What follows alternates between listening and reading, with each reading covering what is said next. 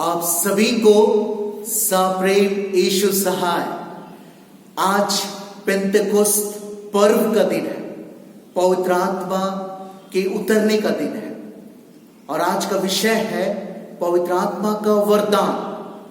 पूरी आराधना हम सब पेंतेकोस्त से संबंधित गीतों को गाने, पाठों को पढ़ने, वचनों पर मनन करने पर हम सब आज की आराधना को केंद्रित रखेंगे। आइए आरंभिक प्रार्थना करें। परमेश्वर, हम सब धन्यवाद देते हैं कि तूने हम में से प्रत्येक को चुन लिया कि तेरे पवित्र आत्मा का अभिषेक, तेरे पवित्र आत्मा का वरदान हम सबको प्राप्त हो। ऐसा वर दे और अपनी कलीसिया को, चुनी हुई ठहराई हुई कलीसिया को तो ऐसा वर दे कि पवित्र आत्मा के वरदान से भर जाए और जिन बातों के लिए तूने कलीसिया की स्थापना की है, जिन बातों के लिए तूने अपने विश्वासियों को पवित्र आत्मा का वरदान दिया है, उन सब बातों में बढ़ चढ़कर प्रदर्शन करें ताकि संपूर्ण विश्व इस बात को जान ले कि यीशु मसीह ही प्रभु है। पूरी आराधना में हम सबकी अगुवाई कर, गीतों के गाने, वचनों को सुनने, पढ़ने, मनन करने में हम सभी की तू अगुवाई कर, हमारे प्रभु यीशु ख्रिस्त के द्वारा, आमीन। गीत नंबर 112 112।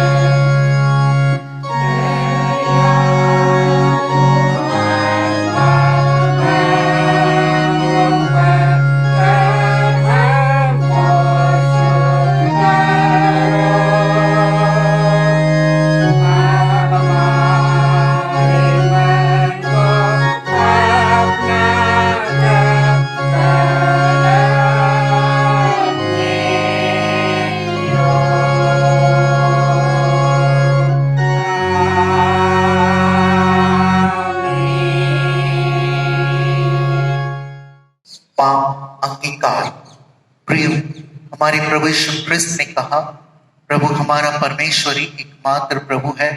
तू प्रभु अपने परमेश्वर को अपने संपूर्ण मन, संपूर्ण प्राण, संपूर्ण बुद्धि और संपूर्ण शक्ति से प्रेम कर। यह पहली आज्ञा है। दूसरी यह अपने पड़ोसी को अपने समान प्रेम कर। इनसे बड़ी और कोई आज्ञा नहीं है। परमेश्वर ने संसार से ऐसा प्रेम रखा कि उसने अपना इकलौता पुत्र यीशु ख्रिस्त दे दिया कि वह हमें पापों से बचाए, स्वर्ग में हमारे लिए निवेदन करता हो और हमें शाश्वत जीवन में पहुंचाए। इसलिए पश्चाताप और विश्वास के साथ अपने पापों का अंगीकार करें।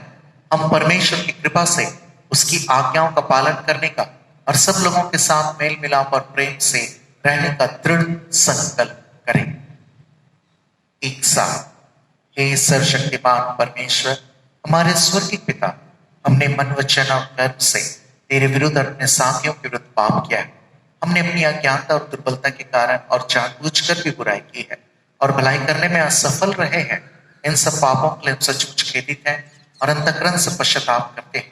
तेरे पुत्र यीशु मसीह ने हमारे लिए अपने प्राण दिए, उसी के कारण हमने जो पाप किया उनको क्षमा कर और यह वर दे कि भविष्य में हम न्याय चरण पाकर सदा तेरी सेवा करें, ताकि तेरे पवित्र नाम की महिमा हो। आमीन। सर्वशक्तिमान परमेश्वर उन सबको क्षमा करता है जो अपने साथियों को क्षमा करते हैं और सच्चा पश्चाताप करते हैं। वही आप सब पर दया करे, आपके सब पापों को क्षमा करे और उनसे आपको छुटकारा दे, सब भले कामों में स्थिर और सबल करे और शाश्वत जीवन में बनाए रखे। आमीन। परमेश्वर का धन्यवाद हो। कलेक्ट की प्रार्थना करें। विषय है पवित्र आत्मा का वरदान। पवित्र आत्मा जो हमें दिया गया है, उसके द्वारा परमेश्वर का प्रेम हमारे मन में डाला गया है। हे सर्वशक्तिमान परमेश्वर, तूने आज के दिन अपने विश्वासियों को पवित्र आत्मा का वरदान देकर उनके मनों को प्रकाशित किया।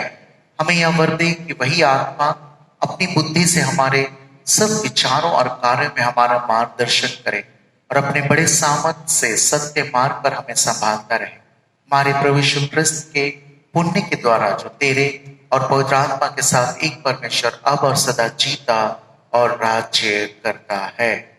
आमीन।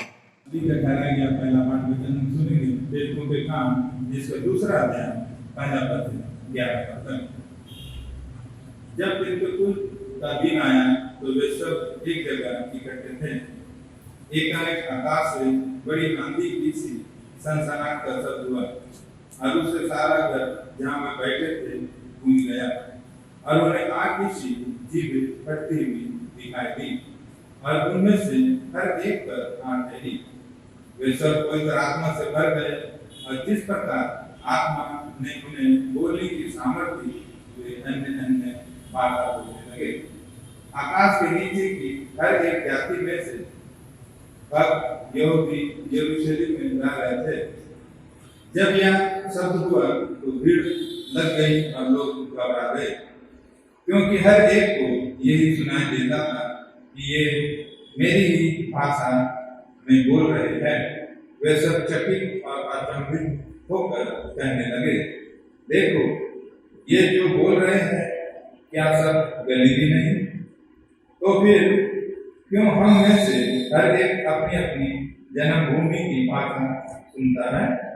हम जो पार्थी और मेदी और एलामी और मेसोपोटामिया और यहूदिया और कप्पदूकिया और पुन्तुस और आसिया और पूर्विया और पंफुलिया और मिस्र और लीबिया देश जो कुरेने के आसपास है, इन सब देशों के रहने वाले और रोमी प्रवासी अर्थात यहूदी और यहूदी मत धारण करने वाली क्रेती और अरबी भी है, परंतु अपनी अपनी भाषा में उनसे परमेश्वर की बड़े बड़े कामों की चर्चा सुनते हैं। अभी का ठहरा गया पाठ वचन समाप्त होता है। परमेश्वर का वचन है। परमेश्वर का धन्यवाद हो। अभी भी ठहराया हुआ दूसरा पाठ वचन है पहला कुरिन्थियों 12 अध्याय 1 से लेकर के 13 तक। पहला कुरिन्थियों 12 अध्याय 1 से लेकर के 13 तक।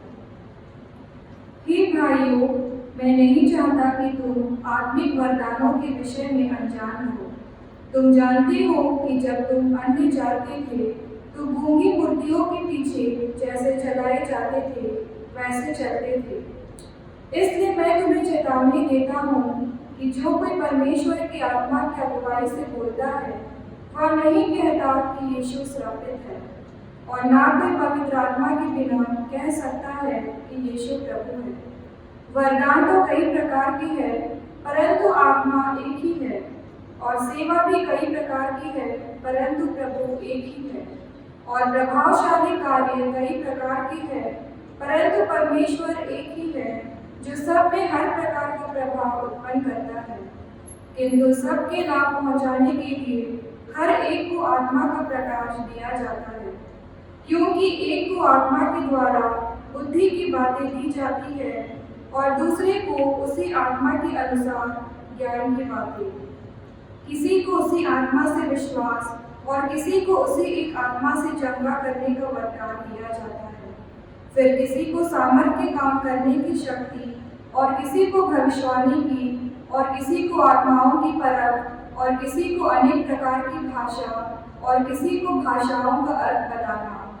परंतु ये सब प्रभावशाली कार्य वही एक आत्मा कराता है और जिसे जो चाहता है वह बांट देता है, क्योंकि जिस प्रकार देह तो एक है और उसके अंग बहुत से हैं और उस एक देह के सब अंग बहुत होने पर भी सब मिलकर एक ही देह है, उसी प्रकार मसीह भी है। क्योंकि हम सब ने, क्या यहूदी हो क्या यूनानी, क्या दास हो क्या स्वतंत्र, एक ही आत्मा के द्वारा एक देह होने के लिए बपतिस्मा लिया और हम सबको एक ही आत्मा पिलाया गया। यहाँ तक दूसरा पाठ वचन समाप्त हुआ। यह परमेश्वर का पवित्र वचन है। परमेश्वर का धन्यवाद हो। गीत नंबर 109 109।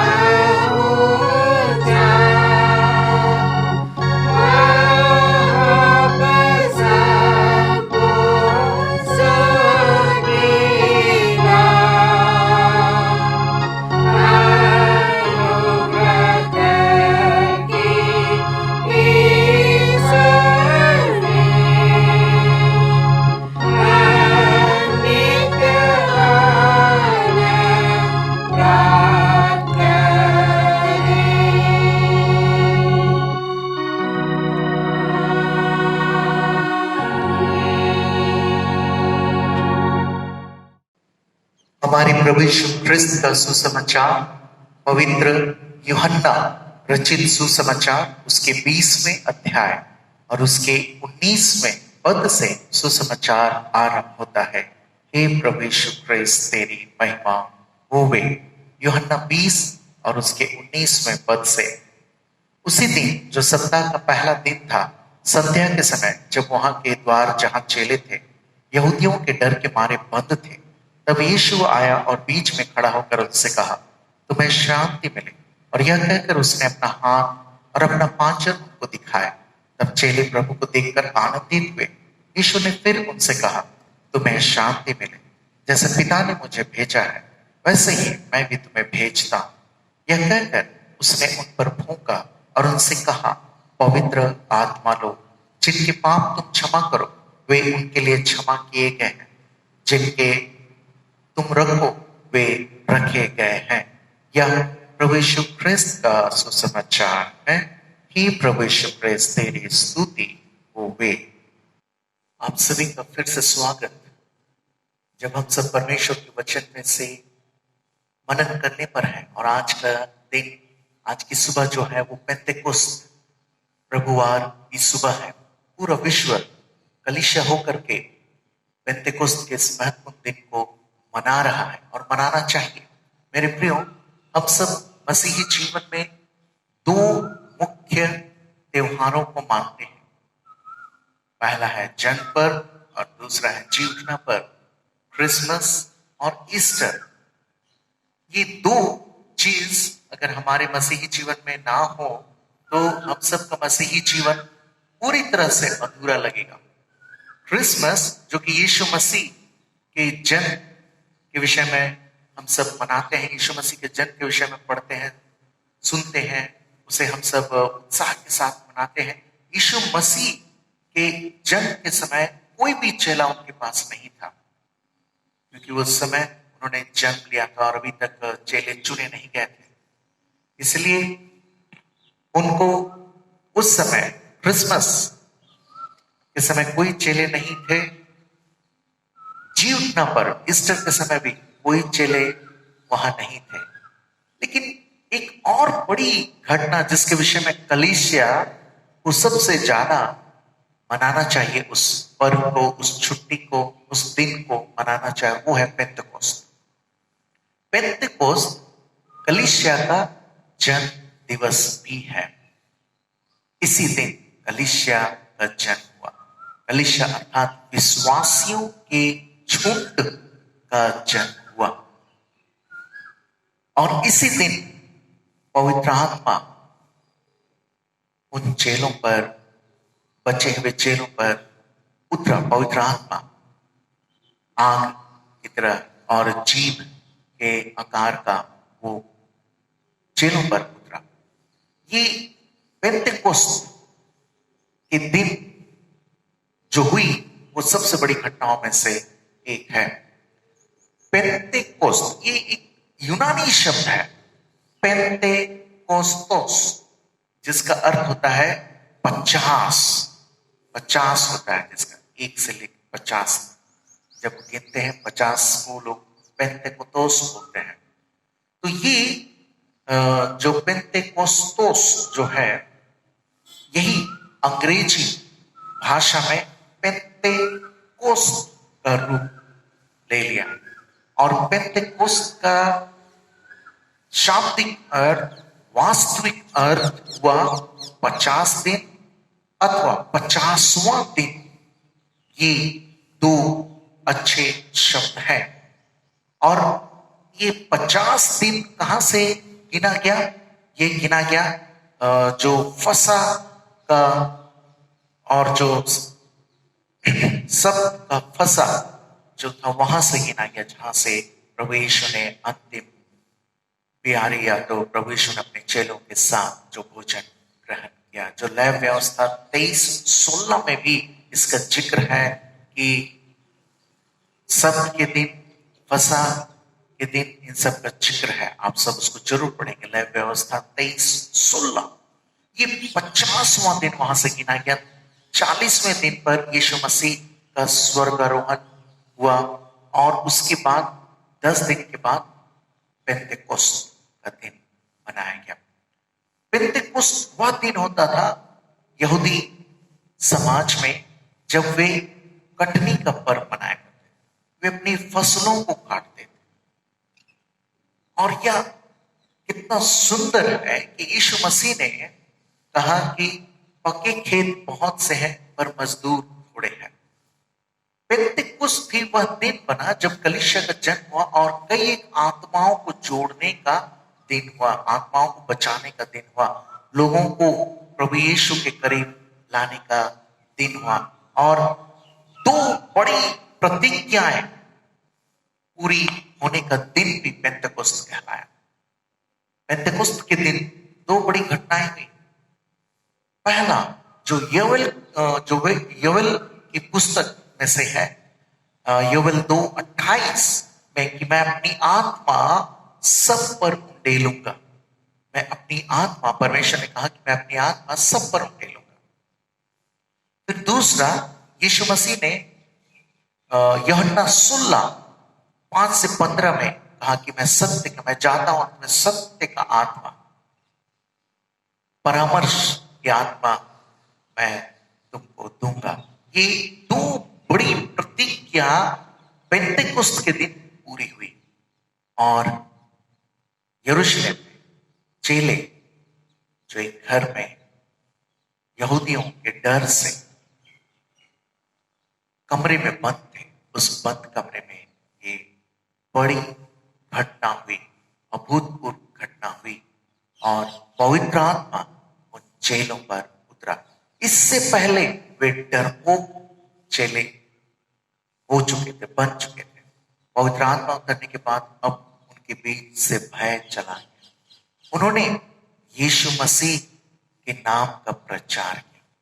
कुछ बातों को आज के दिन में हम लोग, मेरे प्रियो, सुनेंगे, मनन करेंगे, क्योंकि पेंतेकोस्त को इन दिनों या इस 20वीं 21वीं शताब्दी में प्रदूषित तरीके से कुछ लोगों की संपत्ति केवल ठहरा दी गई कि पेंतेकोस्त पेंतेकोस्टल लोगों का है।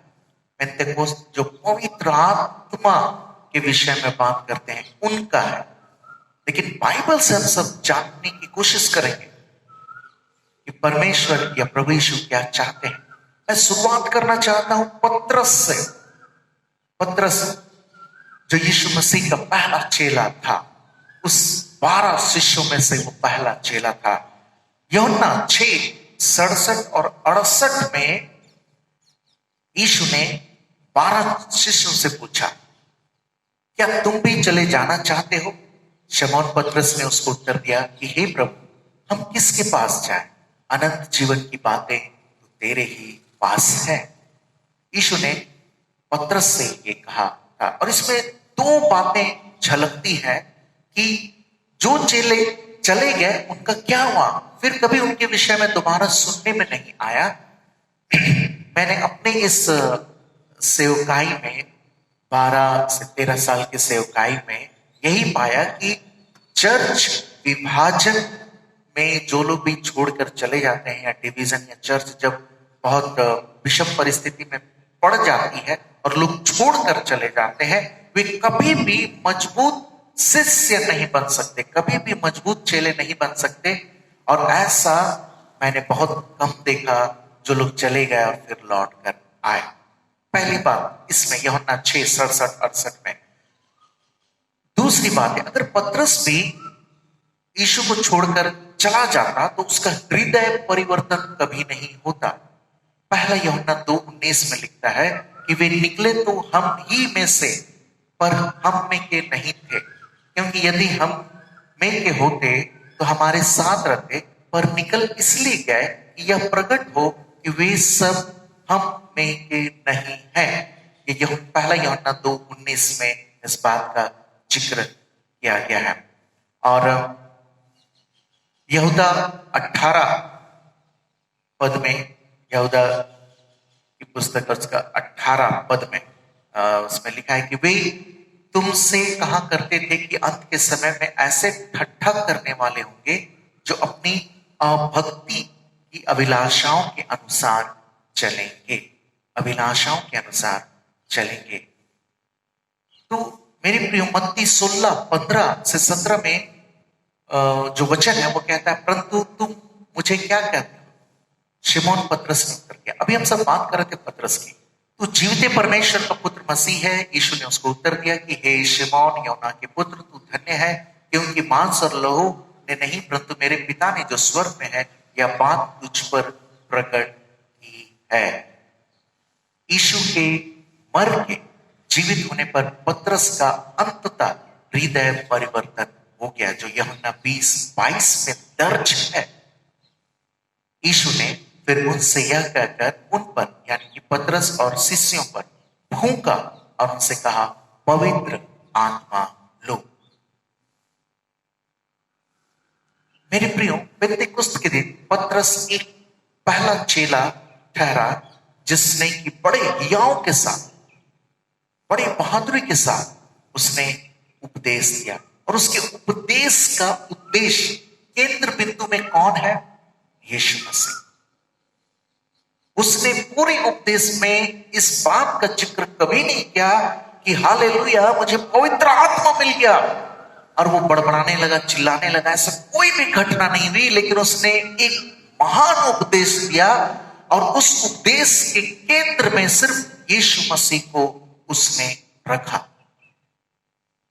मेरे प्रियो, हम सब इस खतरनाक चंचलता के युग में हम बहुत सारी बातों को तोड़ मड़ोड़ कर प्रस्तुत करते हैं, घुमा घुमा कर प्रस्तुत करते हैं, और यीशु मसीह और पिता परमेश्वर, यीशु मसीह और पवित्र आत्मा की बातों से विचलित हो जाते हैं, उससे भटक जाते हैं। मेरे प्रियो, मैं ऐसा मानता हूं कि यह सब कुछ पास्टर लोगों के कारण होती है। चर्च में, कलीसिया में, समाज में जो भयानक दशा होती है, उसके पहले जो कारण है, पहला जो उत्तरदायी लोग हैं वे लोग हैं पुरोहित, पास्टर, जो आजकल अचानक से पास्टर लोग अपने से बन जाते हैं। ये है, मैं इस बात को स्पष्ट रीति से इसलिए कहना चाहूंगा कि आज पेंतेकोस्त का दिन है। बाइबल के अनुसार हमें पेंतेकोस्त पर और उसके महत्व पर, उसकी शक्ति पर बातचीत करनी चाहिए। बहुत सारे लोग हैं जो कहते हैं कि मैंने यीशु मसीह को ग्रहण कर लिया, मैंने यीशु मसीह को ग्रहण कर लिया है, मुझे पवित्र आत्मा मिला है। ये सब भी कहते हैं, लेकिन ये समझना बहुत जरूरी है बाइबल के अनुसार कि वास्तविक परिवर्तन क्या है, वास्तविक परिवर्तन क्या है, और हमें वास्तव में किस बात के लिए प्रार्थना करना चाहिए। मेरा मानना है कि हम सबका मुख्य ध्यान इस बात पर होना चाहिए कि हम पवित्र आत्मा को बड़े बल से उतर आने के लिए प्रार्थना करें। मैं ये मानता हूं, ये सोचता हूं कि कई लोग शायद इस बात को अस्वीकार करेंगे। इस शताब्दी में, इस समय में पवित्र आत्मा पर इतनी गलत शिक्षाएं व्याप्त है कि मैं उन सब पर दोष नहीं देता लोगों पर। ये एक स्पिरिचुअल पॉल्यूशन का समय है, और इस समय पवित्र आत्मा ही है जो हर एक को नए जन्म का एहसास दिला सकता है, नए जन्म का एहसास पूरी तरह से दिला सकता है। पवित्र आत्मा, आज के चर्च के सदस्य पवित्र आत्मा के विषय में सोचते हैं कि पवित्र आत्मा आकर लोगों को या उनको अन्य भाषा बोलना सिखाएगा, या उन्हें इतना सामर्थ बना देगा कि वे दौलत कमा सके, उन्हें शारीरिक चंगाई देगा। किंतु ये सब पवित्र आत्मा के मुख्य कार्य नहीं है। बाइबल में आइए, बाइबल निकालिए, यूहन्ना 16:14, पवित्र आत्मा का कार्य क्या है? हम में से बहुत सारे लोग पवित्र आत्मा के सिर्फ चमत्कारिक चंगाई, अन्य भाषा बोलना, इन बातों पर जोर देते हैं, लेकिन बाइबल के अनुसार देखना है। आज पेंतेकोस्त का दिन है। यूहन्ना 16:14 में लिखा है कि वह मेरी महिमा करेगा। यूहन्ना 16:14 में यीशु ने कहा कि पवित्र आत्मा जिसको भेजूंगा वह मेरी महिमा करेगा। तो वो मेरी महिमा करेगा, ये यूहन्ना 16:14 में लिखा है। महिमा करने का यूनानी अनुवाद जो है वो है सम्मान, गौरव, ऊंचा स्थान देना, प्रशंसा करना। तो पवित्र आत्मा का कार्य है मसीह की महिमा करना, मसीह को प्रतिष्ठा देना, मसीह को गौरव प्रदान करना और उसे सम्मान देना। जब लोगों का गलत रूप से परिवर्तन होता है वह इसलिए होता है क्योंकि उन्होंने स्वयं यीशु को अस्वीकार किया। और ये मेरे प्रियो हमें समझने की आवश्यकता है।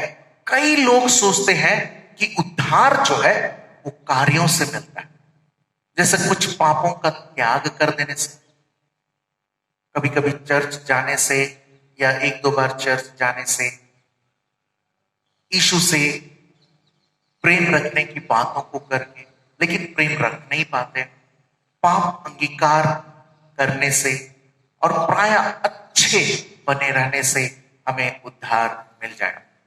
कुछ लोग, जो लोग बैप्टिस्ट या सुधारवादी या सुसमाचार सुनाने वाले परिवार से होते हैं, वे बपतिस्मा पर विश्वास करते हैं और पापियों की प्रार्थना दोहरा लेना, दिमागी तौर पर मसीही सैद्धांतिक शिक्षा पर विश्वास करना ताकि उद्धार की योजना को दोहराना से उद्धार पाने में हमें सहायता मिल सकती है। जो लोग पेंटिकोस्टल या करिश्माई भूमिका वाले परिवार से हैं, वे प्राय भावनाओं या अनुभवों के आधार पर सोचते हैं। अगर एक व्यक्ति को कुछ ऐसा अनुभव हुआ कि मानो पवित्र आत्मा मिल गया और वह परमेश्वर की आशीषों को जीवन में महसूस करता हो, शांति अथवा आनंद की अनुभूति उसके मन में होती हो, तो वह स्वयं को उद्धार पाया हुआ मानने लगता है। मैं ये स्वाभाविक घटनाओं बता रहा हूं जो हमारे साथ हमारे बीच में होती है। कई लोग मेरे पास सलाह लेने के लिए आते हैं कि हम यीशु मसीह पर भरोसा रखने के द्वारा बचा लिए गए हैं कि नहीं। ये सब बातें वे पूछते हैं और हमारी कलीसिया में, चर्च में, प्राय चर्च में यह सुनने को मिलता है। पुरोहितगण, पासवानगण उनसे पूछते हैं कि बताइए आप कैसे बचा लिए गए हैं। तो सब लोग कहते हैं, अपनी बातों को या कहानियों को सुनाना आरंभ करते हैं और लास्ट में कहते हैं और इस तरह से मैं यीशु मसीह के पास आ गया। वे अपनी कहानियों का अंत इस प्रकार से करते हैं कि वे यीशु मसीह के पास आ गए, उन्होंने यीशु मसीह को चुन लिया। ये दिखाता है कि यीशु मसीह के बारे में उनका थोड़ा सा अनुभव है, बहुत ज्यादा अनुभव नहीं है, वो थोड़ा सा अनुभव उनके पास होता है। सच्चे मन परिवर्तन में पवित्र आत्मा दो कार्य करता है। पहला कार्य जो यूहन्ना 16:8-9 में लिखा है, यूहन्ना 16:8-9 में लिखा है। ध्यान दीजिएगा कि सच्चा मन परिवर्तन में पवित्र आत्मा दो कार्य करता है। पहला कार्य करता है जो यूहन्ना 16:8-9 में लिखा है, अपने बाइबल में उसे अंडरलाइन करें, और वह आकर संसार को पाप और धार्मिकता और न्याय के विषय में निरुत्तर करेगा। पाप के विषय में इसलिए कि वे मुझ पर विश्वास नहीं करते। पवित्र आत्मा का पहला काम क्या है कि वह संसार को पाप और धार्मिकता और न्याय के विषय में निरुत्तर करेगा। पाप के विषय में इसलिए कि वे मुझ पर यानी कि यीशु मसीह पर विश्वास नहीं करते।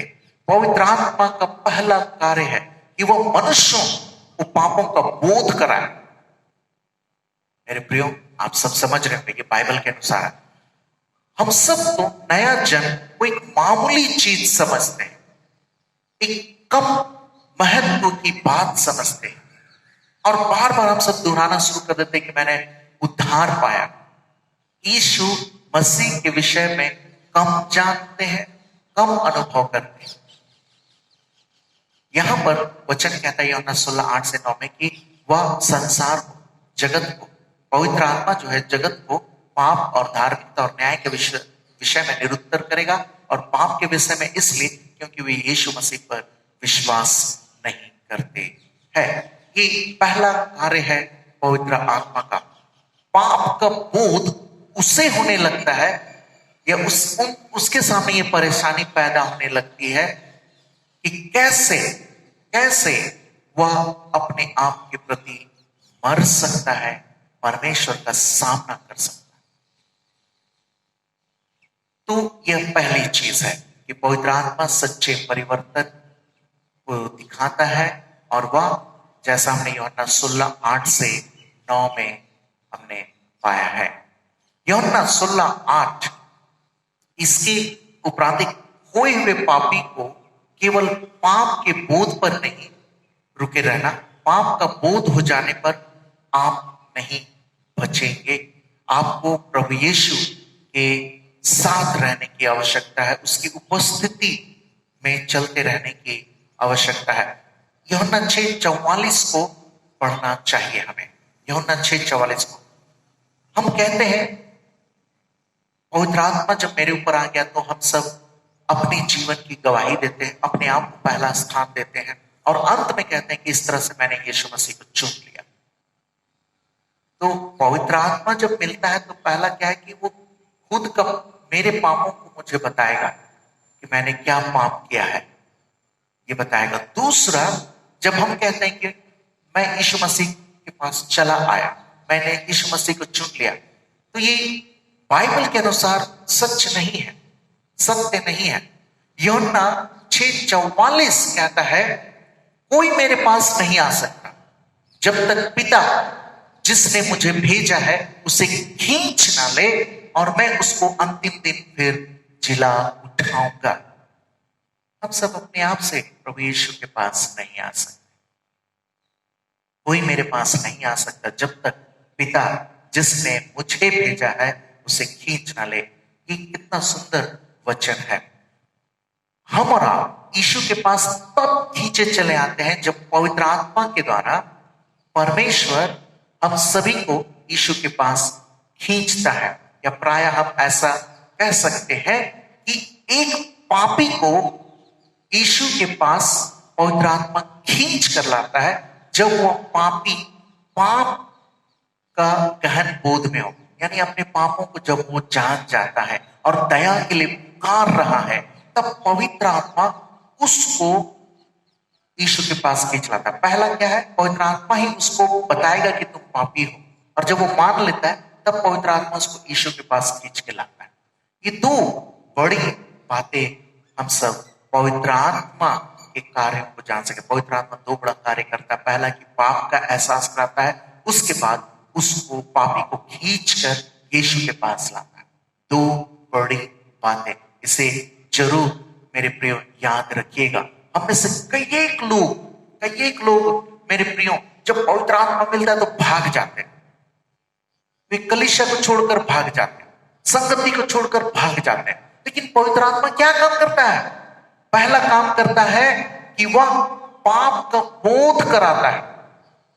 मुझ में और आप में परिवर्तन कब आता है? जब पवित्र आत्मा आता है, मुझको मेरे पाप का बोध कराता है, और उसका दूसरा काम है कि वो मुझको यीशु के पास ले जाता है। पतरस पेंतेकोस्त के दिन उसने जो सबसे बड़ा ऐतिहासिक उपदेश जब उसने दिया, तो उसमें केंद्र में यीशु मसीह को रखा। उसने यीशु मसीह को उसने रखा। मेरे प्रियो, यूहन्ना 16:14 फिर से कि वह मेरी महिमा करेगा, यानी कि पवित्र आत्मा यीशु मसीह की महिमा करेगा। आज हम में से कितने ऐसे लोग हैं जो पवित्र आत्मा के विषय में बात करते हैं? सब कोई, बहुत सारे लोग, मैं महसूस करता हूं पुरोहित होने के नाते सारे लोग पवित्र आत्मा के विषय में बात करते हैं, लेकिन उनके जीवन से यीशु मसीह का आना, क्रूस पर चढ़ाया जाना, मारा जाना, गाड़ा जाना और जी उठना, ये उनके जीवन का मूल विषय नहीं रहता। उनके जीवन का मूल विषय बन जाता है पवित्र आत्मा। यहीं पर वे भटक जाते हैं, यहीं पर वे मार खाते हैं कि उनके जीवन किस तरह से वो आत्मिक प्रदूषण में प्रवेश कर गए, स्पिरिचुअल पॉल्यूशन में। ये एक सामान्य बात है। हमारे जीवन से यीशु मसीह का क्रूस पर मारा जाना, लहू बहाया जाना बिल्कुल भी मामूली नहीं होना चाहिए। वो हम सब के लिए बहुत महत्वपूर्ण चीज है मेरे प्रियो, बहुत ही महत्वपूर्ण। हो सकता है मुझे लोग गलत समझे, लेकिन यह कहना आवश्यक है। इसी जगह पर पेंटिकोस्टल या करिश्माई मत के लोग गलत हो जाते हैं। वे केवल पवित्र आत्मा पर ध्यान केंद्रित करते हैं। उनके लिए यीशु मसीह का क्रूस पर मरना इतना महत्वपूर्ण नहीं है। वे चंगाई के प्रति बड़े उत्साही रहते हैं, आत्माओं को निकालने में चिन्ह और चमत्कार में लगे रहते हैं। चाहे वे मेरा कितना भी विरोध करें, लेकिन यह बात सत्य है कि उन्होंने क्रूस पर हमारे बदले चढ़ाए गए मसीह को वे इनकार करते हैं, इस सत्य को मुख्य बिंदु नहीं बनाते हैं। और इससे हम सब पवित्र आत्मा के कार्य को ठुकराते हैं। हमने सुना पवित्र आत्मा क्या काम करता है? पापों का बोध कराएगा, फिर पवित्र आत्मा ही हमें खींचकर यीशु मसीह के पास ले जाता है। और ये कितना अनहोना है कि हम पवित्र आत्मा होने का दावा करते हैं, पवित्र आत्मा को केंद्र बिंदु बनाते हैं, लेकिन पवित्र आत्मा के जो कार्य है, जो बाइबल में लिखा है, वो नहीं कर पाते। अपने पापों को मानना, फिर पवित्र आत्मा की अगुवाई में यीशु मसीह के पास जाना। मैं पहला कुरिन्थियों 2:2 में इस बात को कहना चाहूंगा, जो मैं पौलुस को, संत पौल को सबसे बड़ा प्रचारक मानता हूं। सबसे बड़ा वो मेरे लिए और कई एक विश्वासियों के लिए मॉडर्न हीरो है, एक बहुत अच्छे प्रचारक है। मसीही यीशु मसीह के लिए सबसे बड़े प्रचारक में से एक पौलुस ने पहला कुरिन्थियों 2:2 में कहा है, क्योंकि मैंने यह ठान लिया था कि तुम्हारे बीच में यीशु मसीह वरन क्रूस पर चढ़ाए हुए मसीह को छोड़ और किसी बात को ना जानो। यही उपदेश पतरस ने, सबसे पहले पतरस ने दिया था पेंतेकोस्त के दिन। यीशु मसीह के विषय में उसने गवाही दी, पवित्र आत्मा मिला और पवित्र आत्मा उसको यीशु मसीह की गवाहियों से भर के यीशु मसीह को केंद्र में ला दिया। और पतरस ने जो उपदेश दिया, उपदेश के बाद 3000 लोग जुड़ गए, यीशु मसीह से जुड़ गए, यीशु की देह में जोड़ दिए गए। वो कलीसिया के जन्म का दिन बन गया। आज भी जब हम किसी को कलीसिया में जोड़ते हैं पवित्र आत्मा की अगुवाई में, तो कलीसिया क्या काम करती है? सबसे पहले उनको बताती है कि आप क्या होने वाले हैं। उत्तर भारत की कलीसिया में, सेनाई में तो इसे कटिक्यूमन कहते हैं। कटिक्यूमस शब्द का अर्थ है कि चरणों के पास बैठकर शिक्षा लेने वाला, उसको शिक्षा दी जाती है। पुरोहितगण बताते हैं पवित्र आत्मा के विषय में, और इसी बाइबल के इसी पद को वे दृढ़ाते हैं कि यूहन्ना 16:8-9, और वो आकर संसार में, यानी पवित्र आत्मा आकर संसार में वहां पर धार्मिकता और न्याय के विषय में निरुत्तर करेगा और पाप के विषय में, इसलिए कि वे मुझ पर विश्वास नहीं करते। तो पाप उनके पापों से फिरने के लिए उत्साहित किया जाता है, और पवित्र आत्मा ही यह कायल करता है कि वो अपने पापों को माने, और पवित्र आत्मा ही उनको लेकर यीशु मसीह के पास जाता है। पौलुस के कितने सुंदर कथन है। पौलुस से बड़ा कोई भी उपदेशक नहीं हुआ।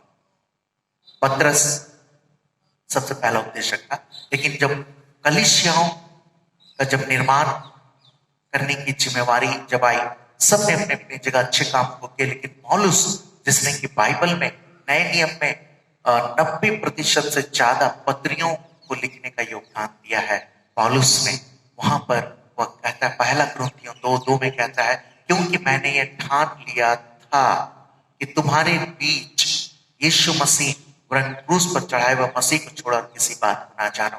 मैं एक छोटा सा सूत्र फार्मूला देना चाहता हूं। यदि किसी पर पवित्र आत्मा आता है, आएगा, वो ग्रहण करेगा, तो क्या होगा? उसमें एक चीज होगा कि वह सीएनआई को पालन करेगा। वो सीएनआई क्या है? क्राइस्ट नॉट आई, यानी कि यीशु मसीह को केंद्र में रखेगा, अपने आप को नहीं। ये बहुत बड़ी विचारधारा है जो यीशु मसीह के लिखित वचन में, यीशु मसीह के विषय में जो लिखित वचन है उसमें हम सब पाते हैं। अगर और तब उसका कोई भी पुरुष और महिलाएं यही कहते रहेंगे, और तब मैं यीशु मसीह के पास आया, और तब तो ऐसे मसीहों को परमेश्वर की मदद करे। क्योंकि वे वैसे लोग हैं जिन्होंने वचन के अनुसार अपने जीवन को नहीं बदला। मेरे प्रियो, पतरस जिसने कि पेंतेकोस्त के दिन उपदेश दिया, मेरे प्रियो, हमारे जीवन में यीशु मसीह, उसका क्रूस, उसका लहू, यह सब केंद्र में होना चाहिए। Christ not I. आप पहचान लेंगे इसी फार्मूला से, जो पवित्र आत्मा जिस पर मिला और बार बार अपना ही प्रशंसा कर रहा है, बार बार अपनी ही बातों को बता रहा है, तो जान जाइए कि वो यीशु मसीह को केंद्र में नहीं रख रहा है। हर एक पवित्र आत्मा से भरे हुए लोग सबसे पहले केंद्र में यीशु मसीह को रखेंगे और वे अपने पापों के प्रति लोगों को बताने में कभी हिचकेंगे नहीं कि मैंने ये पाप किया, मैंने ये, मेरे अंदर ये बातें थी, लेकिन मैं, यीशु मसीह ने जब मुझको खींचा अपनी ओर, अपने पास लाया, पवित्र आत्मा की अगुवाई में, मैंने उन पापों को छोड़ दिया। अब मैं यीशु मसीह के साथ रहता हूं। पेंतेकोस्त वह दिन है जब पवित्र आत्मा उंडेला गया, पवित्र आत्मा उतरा। हम सब में भी पवित्र आत्मा है मेरे में, हम सब में भी। इफिसी 1:13 इस बात की घोषणा करता है, हर एक, जिस दिन से हमने उद्धार का सुसमाचार सुना, उसी दिन से हमारे माथे पर पवित्र आत्मा की छाप या मुहर लगा दी गई। हम इसे शोकित ना करें मेरे प्रियो, शोकित ना करें। मैं एक पुरोहित होने के नाते मैं सोचता हूं कि मैं आप सबको यीशु मसीह से प्रेम करने के लिए उत्साहित नहीं कर पाए। हमारे बहुत सारे लोग वे अधूरे ज्ञान के अनुसार यीशु मसीह की संगति से दूर हो। वे पवित्र आत्मा की बातें तो करते हैं, पवित्र आत्मा शब्द बोलते तो है, लेकिन पवित्र आत्मा का जो कार्य है उसको नहीं समझ पाते। दो विशेष कार्य पवित्र आत्मा और यीशु मसीह ने, पवित्र आत्मा की प्रतिज्ञा यीशु मसीह ने,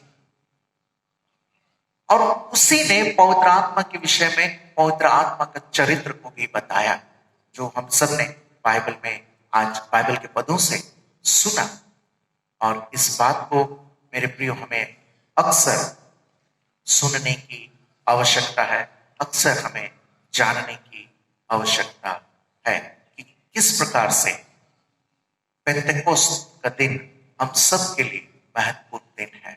किस प्रकार से हम सब पेंतेकोस्त को भी वह पहला स्थान दे, जैसा क्रिसमस, ईस्टर को देते हैं, वैसा ही पेंतेकोस्त का दिन।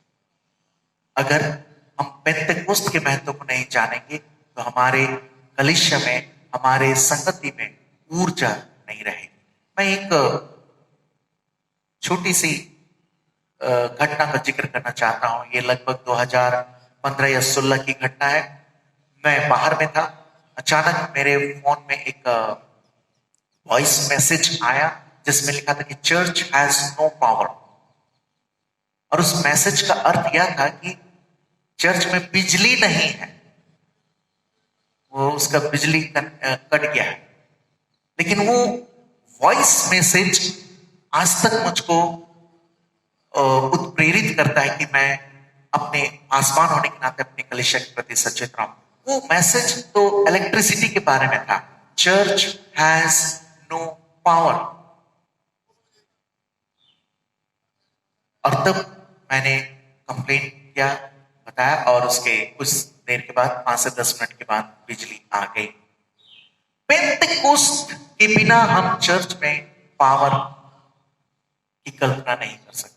पेंतेकोस्त को समझना होगा। पेंतेकोस्त यानी कि चर्च का जन्मदिन, पेंतेकोस्त यानी पवित्र आत्मा का उतरना, पेंतेकोस्त यानी कि हम कई लोगों को यीशु मसीह की गवाही देकर उनको बदल देते हैं और जोड़ते चले जाते हैं। 3000 लोगों को पतरस ने जोड़ दिया अपने उपदेश के बाद। क्या हम लोगों को जोड़ते हैं? हम पवित्र आत्मा की बातें करते हैं और कलीसिया को तोड़ते हैं। सावधान हो जाए। पवित्र आत्मा के विषय में की जाने वाली निंदा कभी क्षमा नहीं की जाएगी। मैं पतरस के कहे और लिखे वचन से इस उपदेश का समापन करना चाहूंगा, जो दूसरा पत्रस 3:18 में लिखा हुआ है। दूसरा पत्रस 3:18 में लिखा है, पर हमारे प्रभु और उद्धारकर्ता यीशु मसीह के अनुग्रह और पहचान में बढ़ते जाओ, उसी की महिमा अब भी हो और युगानुयुग होती रहे। कितना सुंदर वचन पत्रस ने लिखा। मैं चूंकि हमारी शुरुआत पत्रस से हुई, अंत भी पत्रस के लिखे हुए वचन से करना बनता है। और फिर से मैं पढ़ना चाहूंगा दूसरा पत्रस 3:18, पर हमारे प्रभु और उद्धारकर्ता यीशु मसीह के अनुग्रह और पहचान में बढ़ते जाओ। तो हमारे प्रभु यीशु मसीह के अनुग्रह और पहचान में बढ़ते जाओ, उसी की महिमा अब भी हो और युगानुयुग होती रहे। आप सबको आज का पेंतेकोस्त पर्व बहुत बहुत मुबारक हो, बधाई हो। आप अपने आत्मिक जीवन के प्रति सोचिए मेरे प्रियो। आइए अगले शनिवार तक हम अपने परिवार के साथ, अपने परिवार के सदस्यों का हाथ पकड़कर प्रार्थना करें। उपवास कर सकते हैं, आप प्रार्थना करें और पवित्र आत्मा को बनाए रखने की चेष्टा कीजिए। वो हम सबको प्रभु यीशु के नाम से, प्रभु यीशु के प्रतिज्ञा के अनुसार हम सबको मिल चुका है, इफिसी 1:13 के अनुसार। तो हम आइए अगले शनिवार तक अपने आप को इन बातों से भरा पूरा रखें, ताकि इतवार के दिन फिर से हम यीशु मसीह की शिक्षा में जुड़ते चले जाएं। और दूसरा पत्रस 3:18 को आप जरूर पढ़ें। आइए प्रार्थना करें। परमेश्वर, हम सब धन्यवाद देते हैं कि हम सबको तूने पवित्र आत्मा दिया, यह अगुवाई दे, ऐसी बातों को बनाए रख परमेश्वर की पवित्र आत्मा की अगुवाई में बाइबल के वचनों को जिस उद्देश्य से लिखा गया है उसी उद्देश्य को समझें, ताकि हम सब पिता, पुत्र और पवित्र आत्मा के विषय में कोई भटकाव ना पाए। और परमेश्वर, हम सब तेरी ओर खींचे चले आए और तुझ में दृढ़ और सबल बने और मसीह में जड़ पकड़ते जाए और फल लाए। यह वचन हम सबको आशीषित, आनंदित कर दे और हम फलदायी बने रहे, हमारे प्रभु यीशु ख्रिस्त के नाम से, आमीन। आइए हम सब एक साथ मिलकर प्रेरितों के विश्वास वचन को बोलने के द्वारा अपने अपने विश्वास का दृढ़ीकरण करें। आइए एक साथ हम प्रेरितों के विश्वास वचन को कहें। मैं सर्वशक्तिमान पिता, स्वर्ग और पृथ्वी के सृष्टिकर्ता परमेश्वर पर विश्वास करता हूँ। मैं उसके इकलौते पुत्र हमारे प्रभु यीशु ख्रिस्त पर विश्वास करता हूँ। वह पवित्र आत्मा के सामर्थ्य से गर्भ में आया और कुंवारी मरियम से जन्मा। उसने पोंतुस पिलातुस के शासन में दुख भोगा। वह क्रूस पर चढ़ाया गया, मरा और गाड़ा गया और मृतकों की लोक में उतरा। तीसरे दिन वह जी उठा। वह स्वर्ग पर चढ़ गया और पिता की दाहिनी ओर विराजमान है। वह जीवित और मृतकों का न्याय करने को फिर आएगा। मैं पवित्र आत्मा पर, पवित्र कैथोलिक कलीसिया पर, संतों की संगति, पापों की क्षमा, देह के पुनरुत्थान और अनंत जीवन पर विश्वास करता हूँ। आमीन। गीत नंबर 118 118। Oh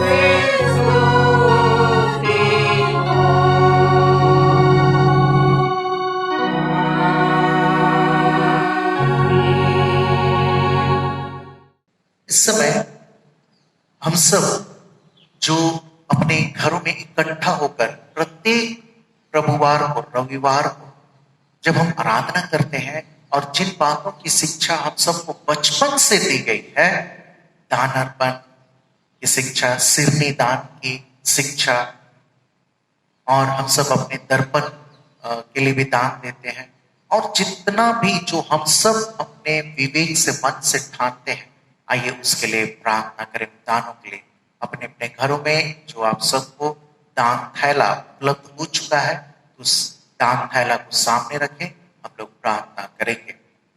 हे जीवित ईश्वर, हम सब धन्यवाद देते हैं कि इस पृथ्वी का जीवन तेरी ओर से मिला हुआ अद्भुत उपहार है। इस जीवन में तूने अपने कलीसिया के द्वारा हम सबको सिखाया है, चिताया है कि हम सब तेरी स्तुति और महिमा करें, और जो कुछ तेरे द्वारा ठहराया गया है वह हिस्सा अथवा दान तुझको अर्पण किया करें। ऐसा करने के द्वारा हम सब अपने जीवन में तेरी उपस्थिति को, तेरी आशीष को बहुतायत से ग्रहण करें और प्राप्त करें। प्रार्थना है परमेश्वर, हम सब मसीही परिवारों ने जितने भी दानों को, जिन भी मदों में इकट्ठा किया है, वह सब तुझे स्वीकार योग्य हो, ताकि हे जीवित ईश्वर, कलीसिया की बढ़ती और कलीसिया में जितने लोग कार्य करते हैं सबकी भलाई और पूरे विश्व में तेरे वचन के प्रचार के लिए इस्तेमाल किया जाए। ये परमेश्वर, हम सब पर तू अनुग्रह दृष्टि बनाए रहे, और यह दान तुझको स्वीकार हो, और यह दान माध्यम बने प्रत्येक के जीवन में तेरी उपस्थिति को, अनुग्रह को, आशीष को बनाए रखने का, हमारे प्रभु यीशु ख्रिस्त के द्वारा, आमीन। इस समय हम लोग विशेष रीति से प्रार्थना करेंगे, विशेषकर कोरोना से ग्रसित इस पूरे विश्व के लिए।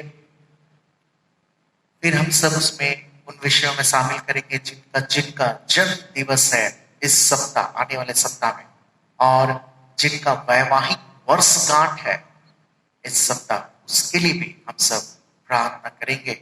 स्तोत्र 103 को हम सब सुनेंगे।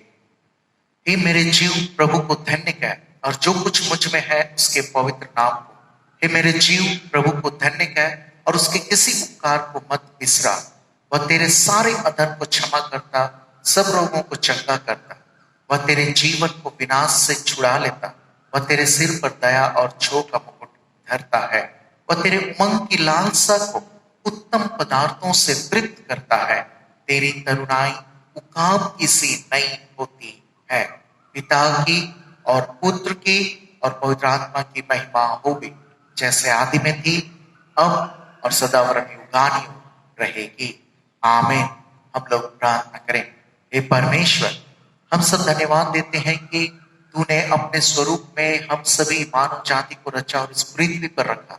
आज संपूर्ण पृथ्वी कोरोना महामारी से ग्रसित हो चुकी है। इस पर भी तेरे प्रेम और अनुग्रह को हर एक लोगों ने चलता फिरता महसूस किया है। ये परमेश्वर, प्रार्थना है कि इस बीमारी से हम सबको तू अपनी इच्छा अनुसार बचा ले। हम सब अपने अपने दोष गुनाहों को मानते हैं और अपनी गलतियों को मानते हैं, जिससे यह परिस्थिति उत्पन्न हुई है। ये परमेश्वर, तू माफ करने वाला परमेश्वर है। संपूर्ण मानव जाति को तू बचा ले कोरोना महामारी से, और ताकि परमेश्वर संपूर्ण मानव जाति और संपूर्ण सृष्टि तेरी स्तुति और महिमा युगान युग करती रहे। हे परमेश्वर, हम सब प्रार्थना करते हैं जितने लोग अपने अपने जन्म दिवस को मना रहे हैं, उन सब पर तेरी आशीष अनुग्रह रहे, कि वे अपने जन्म दिवस को मनाने के द्वारा तुझ प्रभु यीशु को अपने जीवन का प्रभु मानते हुए इस जीवन का यापन करें। हे परमेश्वर, प्रार्थना है ये सभी लोग भले चंगे और स्वस्थ रहे, और हर एक जो बच्चे हैं अपनी पढ़ाई लिखाई, खेल कूद, हर एक जवान जो अपना जन्मदिन मना रहे हैं, अपने अपने कार्यों में, अपने अपने शैक्षणिक कार्यों में, अपने नौकरी में, सभी बातों में आगे बढ़ते चले जाएं। जितने कोई बुजुर्ग हैं जो अपने जन्म दिवस मना रहे हैं, परमेश्वर उनके जीवन में तेरी उपस्थिति बनी रहे, ताकि मन की शांति उनको प्राप्त होवे।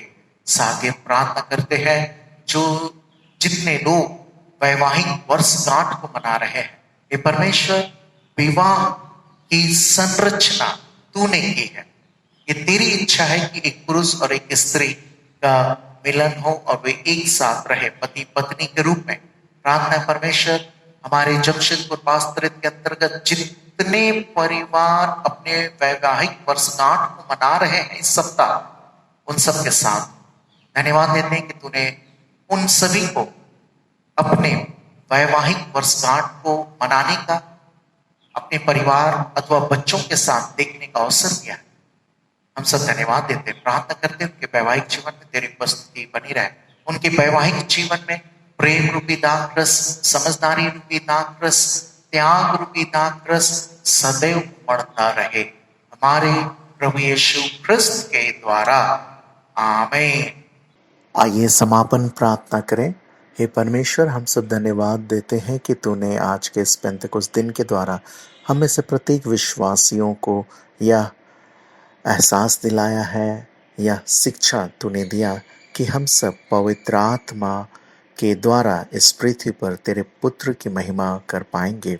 हे परमेश्वर, यह अनुग्रह दे कि पवित्र आत्मा के द्वारा हम सब कलीसिया में दृढ़ और सबल बने रहे और तेरी शिक्षाओं को पकड़े रहे, और जैसी तेरी इच्छा स्वर्ग में पूरी होती है वैसे इस पृथ्वी पर हो। हम सब तेरी इच्छा को पवित्र आत्मा के द्वारा जानने पाए। परमेश्वर, प्रार्थना है संपूर्ण कलीसिया के लिए, क्योंकि आज का दिन कलीसिया के जन्मदिन के रूप में भी मनाया जाता है। धन्यवाद कि तूने कलीसिया को इस पृथ्वी पर जन्म लेने दिया ताकि तेरे विश्वासी लोग क्रमबद्ध रूप से तेरे पुत्र के बारे में, पवित्र आत्मा के बारे में, हम स्वयं तेरे बारे में शिक्षा अर्जित कर सकें, बाइबल को पढ़ व समझ सकें। हे परमेश्वर, प्रार्थना है हम सब के साथ तू निवास कर, और पूरे आराधना के लिए हम सब धन्यवाद देते हैं कि पूरी आराधना में तेरी उपस्थिति को हम सब ने महसूस किया, पवित्र आत्मा की अगुवाई को हमने महसूस किया। प्रार्थना है सभी लोग भले चंगे और स्वस्थ रहें और पूरे सप्ताह तेरे नाम से दृढ़, सबल, सुरक्षित, आनंदित, आशीषित बने रहें, और आने वाले इतवार को फिर से मिलकर हम सब तेरी स्तुति और महिमा करने पावे हमारे प्रभु यीशु ख्रिस्त के द्वारा, आमीन। गीत नंबर 115 115।